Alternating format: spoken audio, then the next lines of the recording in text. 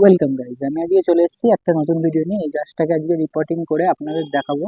এটা যেমন মাটির গাছ, আপনাদের সিন্ডারে না মাটিতেই রিপোর্টিং করে দেখাবো। চলুন তাহলে ভিডিওটা শুরু করা যাক। এত সুন্দর বনসাই অ্যাডেনিয়াম গাছটাকে রিপোর্টিং করে দেখাই মাটির মধ্যে।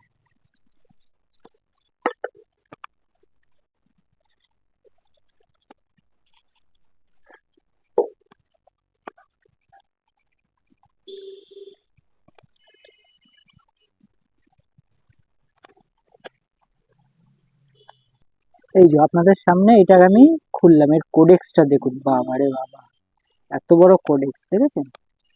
দেখুন পুরো গুহার মতন এই জায়গাটা। কোডেক্সটা শুধু দেখুন, ক্লোজ দিয়ে দেখানোর চেষ্টা করছি। বাবা, এত বড় কোডেক্স! কোডেক্সটা দেখতে পাচ্ছেন? দেখুন গাছের শেপ, আমি কাছ থেকে দেখাচ্ছি। এই দেখুন,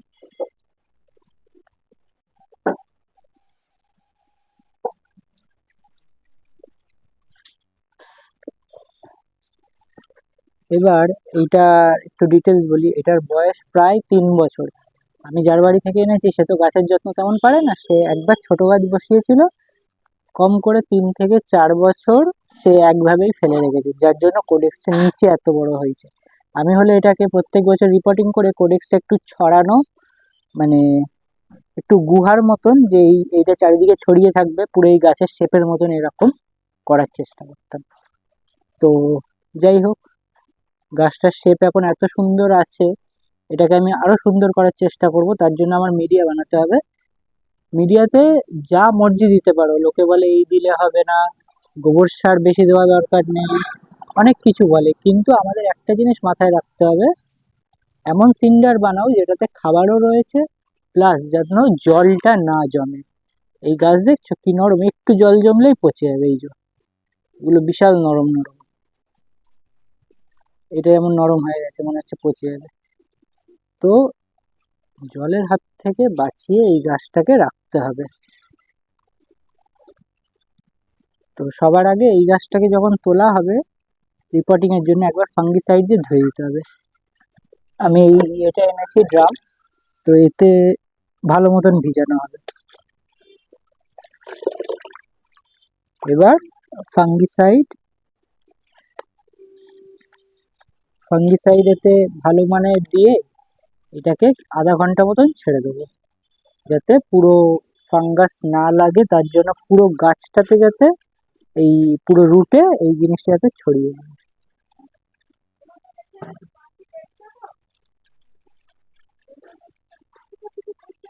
এবার এইটাকে আমি এর মধ্যে বসিয়ে দিই।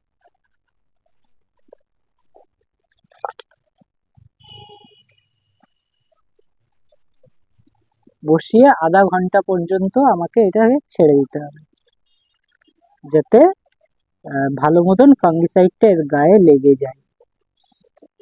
এটাকে তাহলে সাইড করে দিই যতক্ষণ সিঙ্গারটা বানানো দেখায়। যা মাটি লেগে আছে সেটাও ধুয়ে যাবে, আর ফাঙ্গিসাইডটাও এর গায়ে ভালো মতন লেগে থাকবে। এটাকে সরিয়ে এবার মাটিটা বানানো।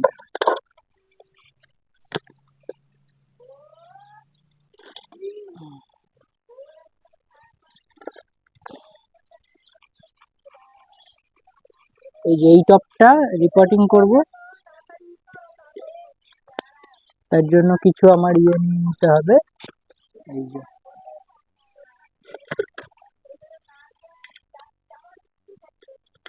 দিয়ে দিলাম, এই যে এইভাবে।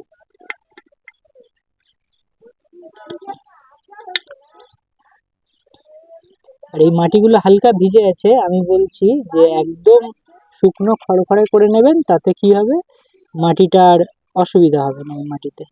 যেমন এই এই জাতের মাটি এখন দেখে মনে হচ্ছে না, কিন্তু এটা বালি মাটি মিক্স করা আছে প্রচুর পরিমাণে। এটা ভিজে বলে বোঝা যাচ্ছে না, হয়তো বালির মতন চিকচিক করতো এই মাটিটা।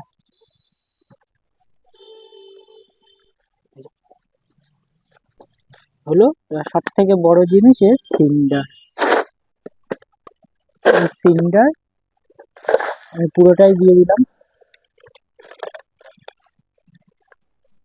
এবার আমি চেষ্টা করব কিছুটা সিন্ডার এক জায়গাতে সরিয়ে রাখা। কিছু মাত্রা সিন্ডার, কিছুটা এইটুখানি। এবার পুরোটাকে আমি মিক্স করে নিই। এবার মাটিটা কি ভিজে ভাবটা সিন্ডারটা কিছু পরিমাণ হলেও টেনে নেবে।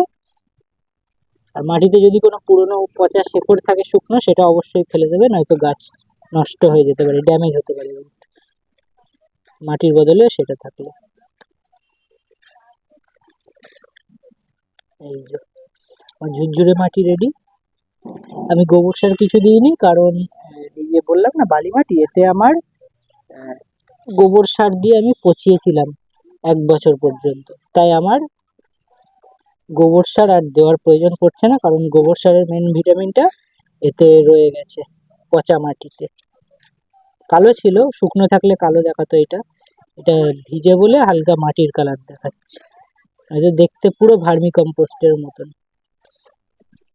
টপে দিয়ে নিই। গাছটা আমি ঠিক আধা ঘন্টা পরেই তুলবো, এখন না। তো ফার্স্টে দলা দলা মাটিগুলো আমি নিচে দেবো, সাইডে যে দলা দলা মাটি পড়ে আছে সেইগুলো আমি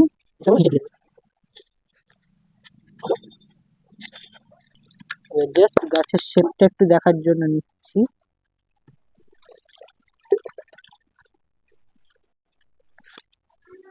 আমাকে এতটা বাইরে রাখতে হবে, এতটা পরিমাণ।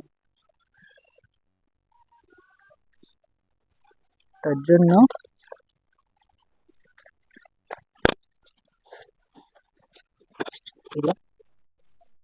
প্রায় আধা ঘন্টা হয়ে গেছে। তো এবার আমি এই যে টপে এতটা মাটি ভরেছিলাম আধা ঘন্টা আগে, তো সেটা আমি এতে প্রতিস্থাপন করে দেবো। ফাঙ্গিসাইড দিয়ে তো আধা ঘন্টা ভিজিয়ে রেখেছি, যতটা টানা টেনে নিয়েছি। অনেকে বলে শুকনো করে নিতে হয়, 15 দিন বা 7 দিন শুকাতে হয় রোদে, সেটা করলেও ভালো। আমার হাতে তো অত টাইম নেই, তো তার জন্য আমি একবারেই করে নিচ্ছি। আর শুকালে মরবে না, এই গাছ মরার গাছ না সহজে, অতিরিক্ত জল ছাড়া মরে না।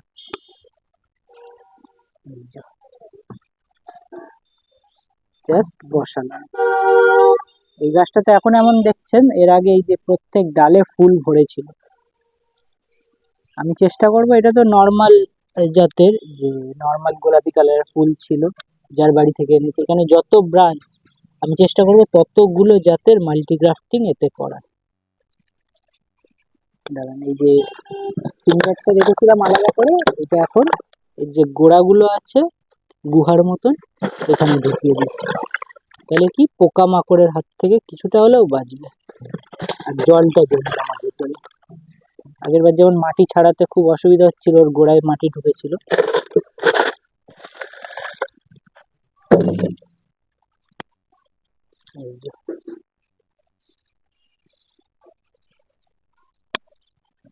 আর আপনাদের এর সাথেই বলে দিই, লাস্টে একটা গাছ দেখাবো, সেটা চেষ্টা করব আমাদের এখানে যে গাছের মেলা হয় সেটাতে ফল ধরিয়ে প্রদর্শনের জন্য দেওয়া।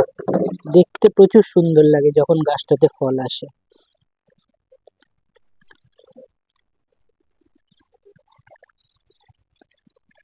চারিদিকে ফল ভরে যায়।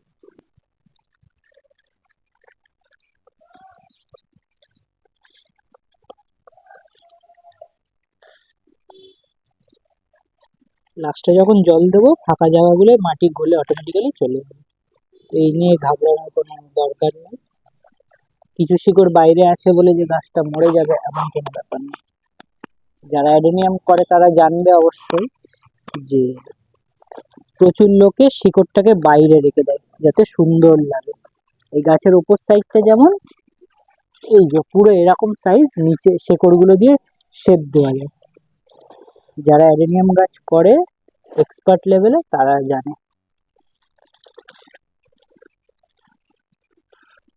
এতে আমি গোবর সার কোনো সারই দিইনি, কারণ আমি রাসায়নিক সারটা বেশি ব্যবহার করি। তো যেমন এনপিকে বলো বা বায়ো কিছু ভিটামিন আছে, বায়োভিটা এক্স, সুপার সোনাটা, এগুলো বায়ো ক্ষতি কম করে কিন্তু কেমিক্যাল।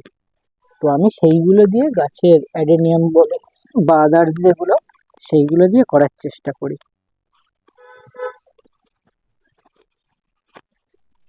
তো আমার শেপ দেওয়া হয়ে গেছে। এবার যদি চাও এই পাতাগুলো ঝরিয়ে দিতে পারো, পাতা ঝরাতেই হবে, নয়তো গাছ মারাও যেতে পারে। এই যে আমার পাতা ঝরানো হয়ে গেছে। এবার যদি পাতা না ঝরাও তাও চলবে, যারা একটু বিগিনার আছো তো পাতা ঝরাতে হবে না তাদের, কারণ গাছ যখন রিপোর্টিং করা হয় গাছ আগে শিকড়ের দিকে জোর দেয়, তো তো পাতা অটোমেটিক্যালি গাছ নিজে ঝরিয়ে দেয়। ঝরিয়ে দেওয়ার পরে সে আবার যেই শিকড়টা সেট হয়ে যায় তখন গাছটা নিজে অটোমেটিক্যালি আবার পাতা ছাড়া শুরু করে। গাছ নিজের মতন চলে। তো তো আপনারা যারা ভয় পাচ্ছেন যে ভাঙবো না বা পাতা ইয়ে করবো না, তো তারা না করলেও কোনো অসুবিধা নাই, শুধু জলটা কম দেবে। আর যে আমি বলেছিলাম মাল্টি গ্রাফটিং করবো, এখন তো আমার ইয়ে গার্ডগুলো নেই, ওই যেটা দিয়ে কয়েনের মতন গ্রাফটিং করে বা নানান বিদেশি জাত। তো আমি এখন কিচ্ছু করবো না, রেখে দেবো, পরে যখন হবে এগুলো গোড়া দিয়ে কেটে, এরকম গোড়া দিয়ে কেটে সেইগুলোকে আমি গ্রাফটিং করে নতুন চারা বানানোর চেষ্টা করব। ততক্ষণ আমি এইগুলোকে ফাঙ্গিসাইড মেরে নিই। হয়ে গেল। এবার আমি চেষ্টা করব যে এই যে ফাঙ্গিসাইড এটা এর কিছুটা গোড়াতে লাগিয়ে দেবো। এতে কি হবে, পচার যে চান্সটা, এখন তো বৃষ্টির ওয়েদার চলছে, এটা প্রচুর পরিমাণে কমে যাবে আর গাছটা দেখতেও সুন্দর লাগবে।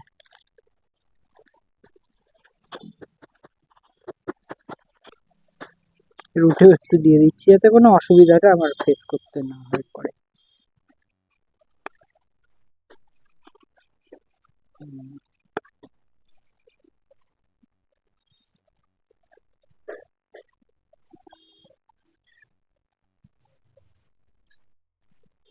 সব জায়গায় দেওয়া হয়ে গেছে। এবার এইটুখানি ফাঙ্গিসাইড আমি জলেই মিশিয়ে দেবো, দিয়ে এবার মেন কাজ, যে কোনো গাছ বসানোর পরে একটা কাজ ভুললে চলবে না, ফাঙ্গিসাইড তো অবশ্যই, তার সাথে আমার এখানে 5 লিটার জল আছে, আমি 5 গ্রাম নেবো হিউমিক অ্যাসিড, এই দানা দানা। তো এইটা কি করে তো আর বলার দরকার নেই, সবার বাড়িতেই আছে যারা এক্সপার্ট লেভেলের গাছের চারা বা বাগান করে। এ হচ্ছে গোড়ার ক্ষেত্রে খুব ভালো। দিয়ে দিলাম পরিমাণ মতন। এবার তাও একটু হাতে তুলে দেখাই আপনাদের।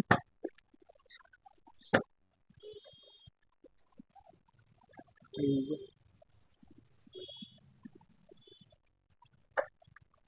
এটা হিউমিক অ্যাসিড।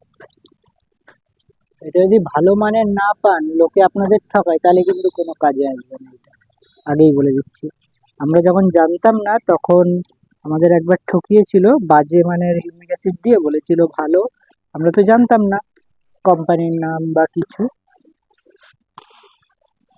তো ভালো মানের হলে 2 সেকেন্ড লাগবে না গুলে যেতে, আর যত তাড়াতাড়ি গুলবেন বুঝবেন কোয়ালিটি তত হয়। এতে থাকে কি, প্রচুর প্রচুর ছোট ছোট মলিকিউল, মানে গুঁড়ো গুঁড়ো ডাস্ট টাইপ, যেটা এর হেল্প করে প্রচুর পরিমাণে।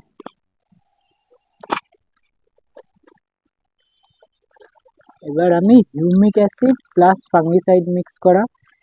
হ্যাঁ, আর একটা জিনিস, র্যালি গোল্ড বলে একটা জিনিস আছে, যেটা রুটের ক্ষেত্রে খুব খুব ভালো কাজ করে। আপনারা যদি পারেন সেই জিনিসটাও ব্যবহার করতে পারেন, কারণ ওতে হিউমিক অ্যাসিড আছে প্লাস গাছের খাবার আছে, নানান জিনিস আছে। এতে গাছের যে মাইক্রোরাইজার বলে না, এই ফাঙ্গাস, বেনিফিশিয়াল ফাঙ্গাস, সেইগুলো প্রচুর পরিমাণে ওতে রয়েছে। যদি আপনারা করতে চান ওই গাছটা নিয়ে, যে ওই সারটা যে কোনো গাছের গোড়ায় লাগাবেন, নতুন মাটিতে মিশিয়ে দেবেন, সেই গাছ দেখবেন, কোনো যত্নই করতে হবে না, সব রকম খাবার আছে তাতে। কোডেক্সটা দেখায় আপনাদের, ধীরে ধীরে ধুয়ে যাচ্ছে, মাটিগুলো বসে যাচ্ছে, ভিতরে ঢুকে যাচ্ছে।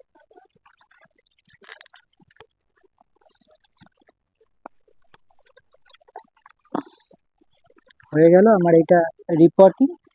তো আপনাদের নেক্সট ভিডিওতে আপডেট দেব যে এই গাছটা কেমন সাকসেস হয়েছে। তাহলে আজকের ভিডিওটা এতটাই, আবার দেখা হবে আপনাদের সাথে অন্য কোনো ভিডিওতে।